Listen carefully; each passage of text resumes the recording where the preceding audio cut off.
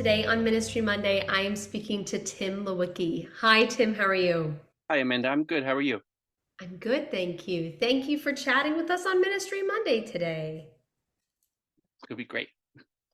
I am so happy to be talking to you. But before we start talking about lessons and carols, which is the topic of what we're going to do today, would you mind just kind of sharing a little bit about yourself? I'm Tim Lewicki. I'm the music director and coordinator of liturgical ministries at All Saints Catholic Church in Manassas, Virginia, part of the Arlington Diocese. I joke with my friends that we're a small country parish, but we are over 24,000 members. The place never stops. Um, Wow. so we have a very large, diverse program. We're probably close to 50-50 uh, Anglo-English speaking and Spanish speakers. So there's lots of opportunities and lots of music making. That's wonderful. How long have you been there? I've been 7.5 years now. Wow, Yeah. that's wonderful. That's wonderful. Awesome. And today we're here to talk about, we could talk about a lot of musical opportunities, like you said, but today we are going to talk about lessons and carols. One of my You know, favorites. I love Advent music. yeah, I do too. I always feel like Advent music is so hard because there are so many good ones, and we only get 4 weeks out of the year. Hmm. So lessons and carols. First off, how long have you been a part of any type of lessons and carols, whether you were directing it or participating in one? So my first sort of experiences was when I was in college. We did readings and carols. We want to, do about lessons. They were different poetries and that sort of thing. But I've been doing it here in the parish since I started my last parish, and I've done one every year I've been here. So I've probably done 10 or 15 different variations of lessons and carols, Mhm, but always Advent. Uh, mhm. I like that the best. So I've sung Um, them, I've played yes. them, I've directed them. You've been a part of them for quite some time. Currently, what do you do in terms of formatting for lessons and carols? Do you follow a traditional format where you have 8 readings, or do you do things a little bit differently? Yeah, so I use what's in the Carols for Choirs. I think it's the second volume that has the Advent order in the back. It's 7 lessons. And we try to do 1 or 2 hymns, motets, carols, whatever per lesson. Um, Always an opening and a closing, and fill in the blanks. Readings are always the same. Hmm. Hmm. In terms of participation for your music ministry, what does that look like? Is it just a choir participating? Is it a soloist or they're instrumentalists? What does that look like? We've done it a number of different ways, but usually here we do the 11:30 choir, our handbell choir, um, and I have a woman I hire, a friend who plays the harp. So she plays harp, she plays organ, so she kind of fills in things. Um, in the past, we've even partnered with another church, so that the choir is even bigger. But we have singers, handbells, and usually a harp. How much do you stray or change the music every year? How do you plan for that music? Do you kind of have certain songs that stay the same every year, or do you change all of the music every year? What does that look like? A little bit of both. I mean, like we said before, there's so much good music for Advent. Hmm. So it's always got to have O Come Emmanuel, and Savior of the Nations Come, and Come Thou Long Expected Jesus, right? There's People Look East, all these wonderful hymns.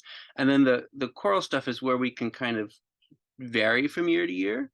Hmm. Um, I'm trying to be mindful as we're planning, because there's only so much time between November and Christmas. So a lot of the stuff we do also plugs in for Sunday liturgy too. So Hmm. double duty as much as we can. So if there's something new that we're working on for uh, like the third Sunday in Advent or whatever, I'm getting my Advent and Lent confused. Gaudete, like Laetare, whichever one it is, the joyful one. Or something a little bigger that we make sure we work that into, because and then finding the right lesson to kind of pair it with. So, when you go for those new pieces every year, how do you find them? How do you plan? What are some of your planning resources? Various things. I look at some other people's programs, whatever I can find. It's a great summer project to just listen to Advent and Christmas music, right? Um, Yes. I dig back in our library, see what we've done before. Um, Another great research spot is the NPM planning calendar. The Choral Anthem Project is fantastic. There's usually something new, something different that we can find there. Even at the convention, Hank does a great job with those sessions. So we just kind of, we don't want to do too much new, but one or two pieces is always nice to keep things fresh. And I'm glad you said that though, because this is part two of our lessons in carol series.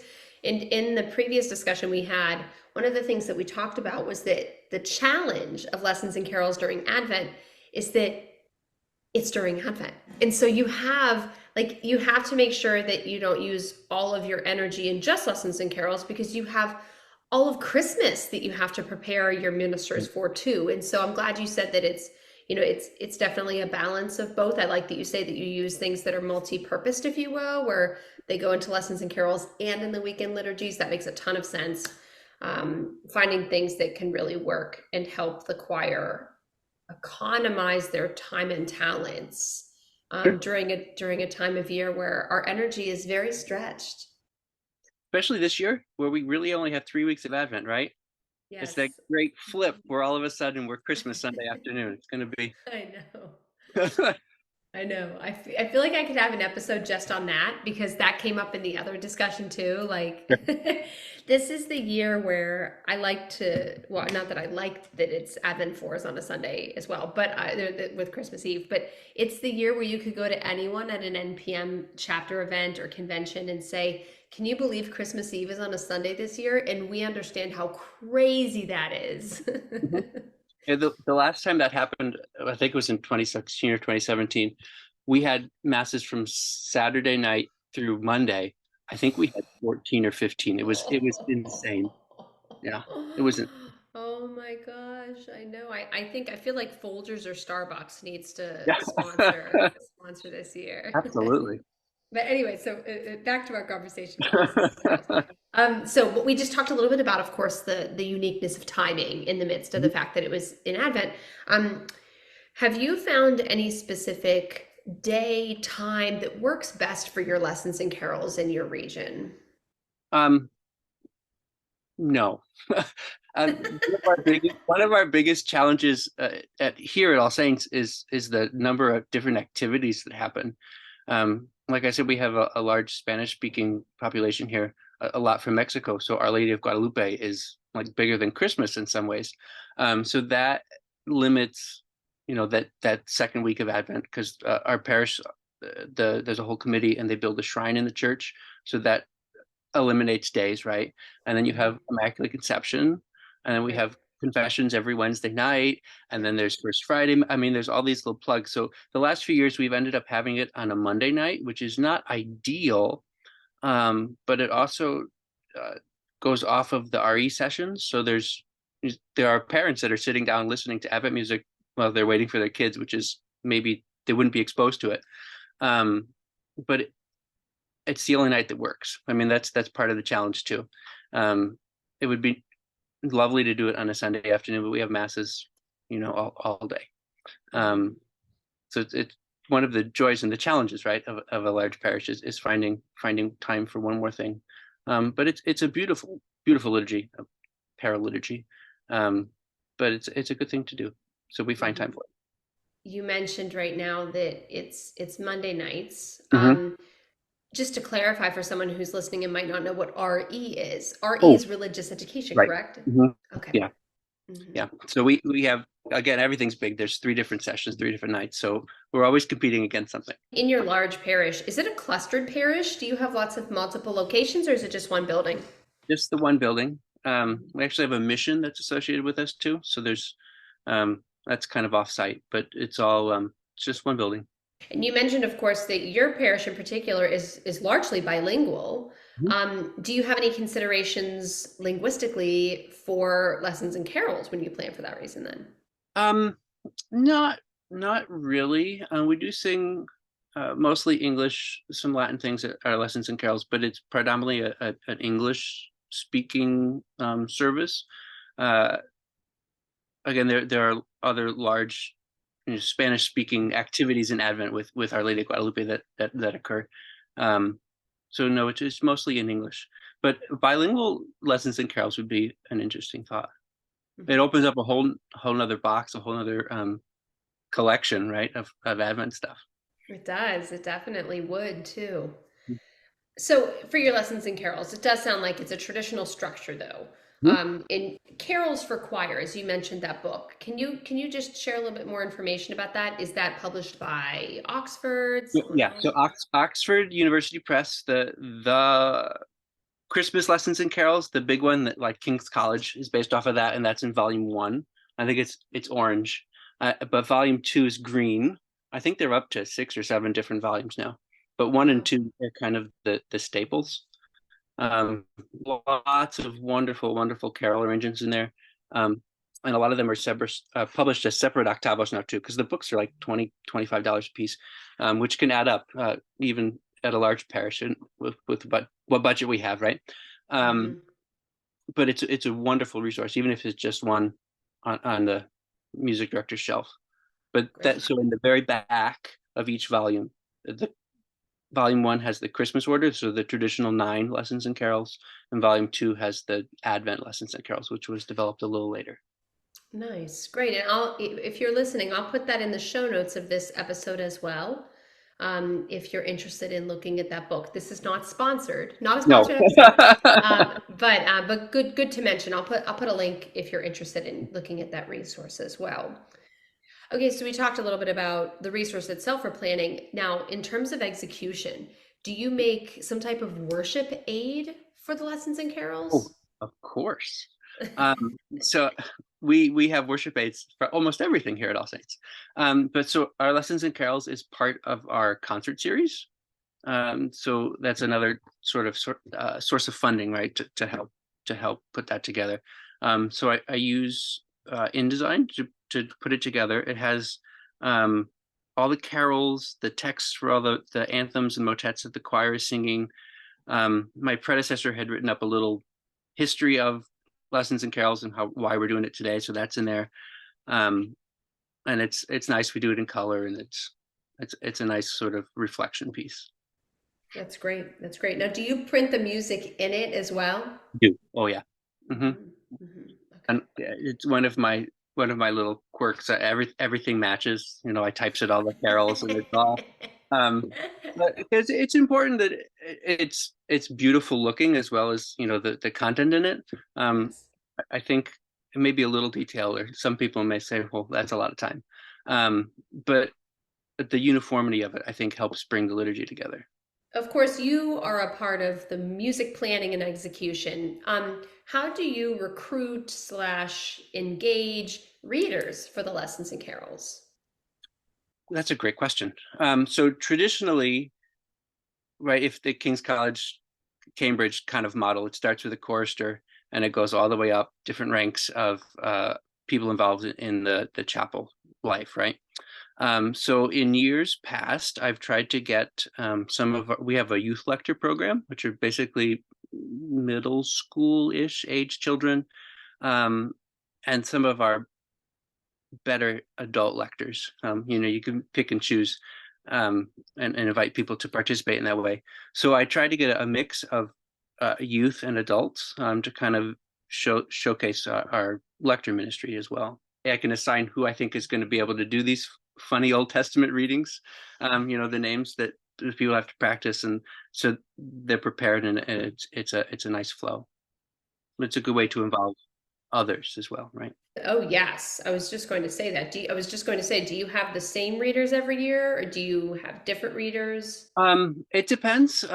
Usually there's a couple that do it every year because they like it, which is Mhm. great. And then we get others to fill in those holes. Mhm. So we have a question that was submitted in advance from someone who doesn't currently do lessons and carols but is interested in it this year. Mhm. And their question essentially was, um, do you see lessons and carols being adaptable in a way where maybe the music isn't traditionally what's used? So, for example, something like Taizé music. Is that something that you could see Huh. work I've for actually carols? I used some Taizé in the last few years. Um, I think it's beautiful. You can do anything really. Um, let the different lessons. I mean, they kind of, as you read them, it just calls out different texts. There's stuff about blooming in deserts and things. So, ooh, Lohal Rose, or think about where that text goes. There's uh, one of the Taizé pieces that we've done before is like obviously wait for the Lord, but also in the Lord I'll be ever thankful. I mean that Mm, it also ties in with one of the readings. So thinking about it, and especially if you know Taizé pieces, um, they're just beautiful in their simplicity. And if you use different instrumentation, like if the handbells can play chords, or the harp can do arpeggios, or it could just be the choir on oos, you can kind of play with that, right? And that's one of the beauties about something like Taizé. But yeah, it doesn't have to be high church, lots of organ stuff, right? The high church. Um, it can be anything. It's doesn't have the same rules, quote unquote rules, right? Um, about what text has to be sung when and for how long, and as soon as Father gets to the chair, you better stop singing, right? It's right. outside of those normal Sunday stuff. So yeah, experiment. Why not? I think Hmm. it can be anything. I agree. My last question to you actually kind of ties into that. What would you say to someone who may be listening to this episode and who wants to do lessons in carols this year, but maybe has not done it in the past? What would be your advice for someone who wants to do it for the first time this year? I would say do it. Keep it simple. Um, Maybe your first year, if your choir knows a great setting of Lohal Rose, or a really nice setting of Creator of the Stars of Night, or something like that, focus on that, and then plug in carols. I mean, it could be just congregational things, or simple, your favorite Advent stuff that plug in really nice with the readings. Because a lot of the readings in the lessons, the Carols for Choirs Volume 2 Advent thing, are less readings that we hear throughout the Advent season anyway. So you're already thinking about music that goes with those texts. So just plug that in, and don't do seven, do five, do, pick different readings, do it kind of like an expanded, what you would do before midnight mass. Pick two or three readings, do a reading, do two carols, do a reading. Um, ask your pastor to get involved, or one of the priests, and they could do like an opening prayer from the fourth Sunday of Advent or something like that, and just structure it. It doesn't have to be, again, we're outside of those rules of, on the fourth Sunday of Advent we say this prayer and sing this thing, right? Right, right. We can be a little more creative in doing lessons and carols, and do whatever works in your situation. I love that. I agree. And it's funny that you say that because Jennifer Runge, the other person that I spoke to about lessons and carols on part one, she Mhm. said almost the same thing. So, It's beautiful. Yeah, I love yeah. lessons. Yeah, and I think it's beautiful too because like you said, like there is such flexibility that can make things more compatible with the needs of a parish that I think it's totally a great option for someone to try and like you said, like make it as simple as you'd like. Hmm. And even this just came into my head because I didn't mention it before, but I usually try to work in like a piece of organ music, or a instrumental, like with the harpist that we have. So even if you don't have a big choir, the choir can't all be there, you're missing basses for this thing, like plug in a little Bach chorale, or a piano meditation on a Advent carol or something like that. I mean, it doesn't all have to be sung, right? It can be instrumental stuff too. Hmm. So that goes Hmm. back into the flexibility. Well, I know it's probably unique to be talking about this in August or September. At least it feels a little funny, but at the same time, it kind of doesn't, huh? I mean, it's time for planning, and so I think in some ways, this definitely framed the conversation in a wonderful way. So I thank you so much, Tim, for your time on this topic, and thank you for sharing your best practices. And I hope you have a wonderful fall and planning season time. Thanks, Amanda. It was great to be here. Good to Thank talk to you. you.